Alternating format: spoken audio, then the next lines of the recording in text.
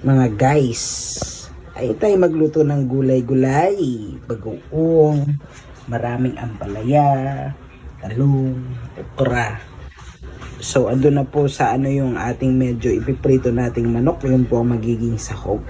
So ayan mga guys, ito po yung ating magiging sahog, ang ating manok. So ipiprito lamang po natin siya ng bahagya. At ayun po ang magiging sahog ng ating gulay-gulay, sabi nga nila. Pero hindi po natin yung sasahog lahat. Kasi po, masarap pa rin yan may pinrito habang may gulay. Ano na yan?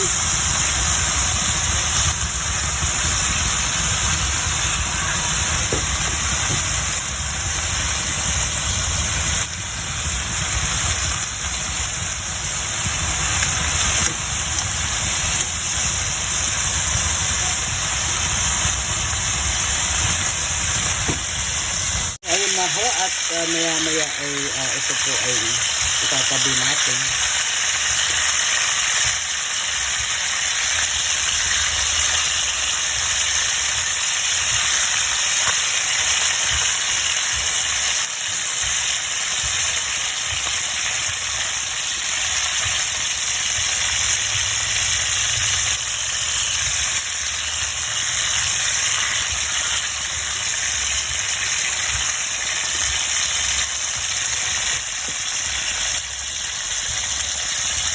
Nagpiprito pa lang. So habang biniprito po ang ating manok, ihanda po ang ating mga gulay-gulay. So ayan po ang talong, ang okrang sariwa. So aalisin lamang po ang pinakaulo, pati po yung ating native na talong. Yung dulo-dulo niyan po ay ang aalisin. Tapos ihimay lang po natin ang ating mga dahon-dahon.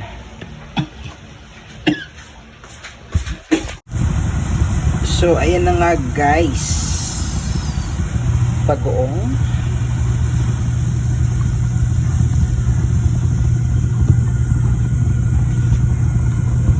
So ayan ang manok, ang talong, ang okra. So unahin po natin ang ating mahiwagang talong.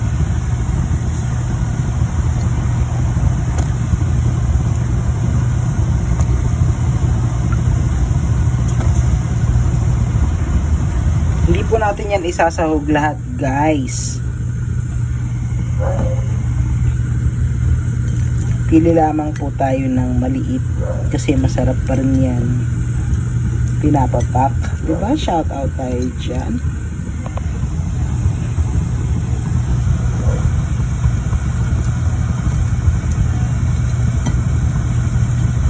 Magkalasang manok lamang po ang ating gulay.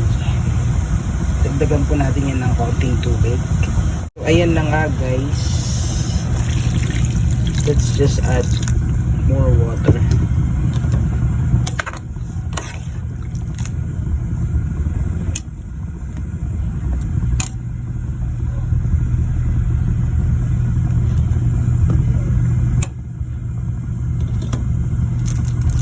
Tapos ang betchin, konti lamang po.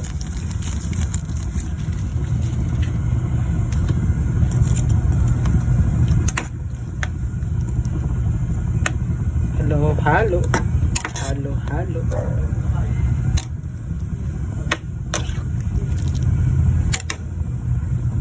So medyo mga 5 minutes po, siguro mga 3 to 5 minutes yung medyo bahagyang luto ng ating talong. Ayun na ho, at medyo naluto-luto na ang ating talong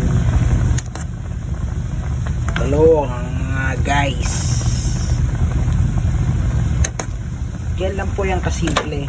Ito na po ang ating okra.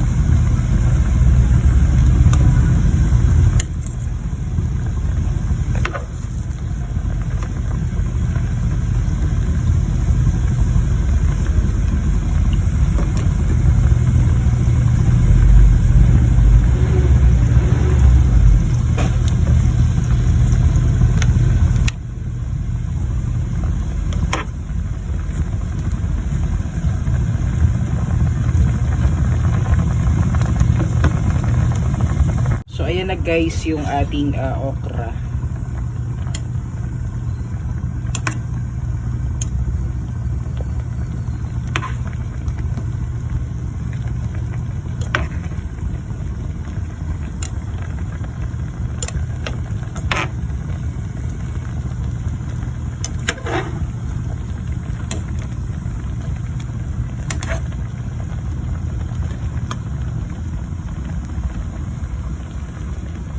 Lagyan na po natin ang ating sili.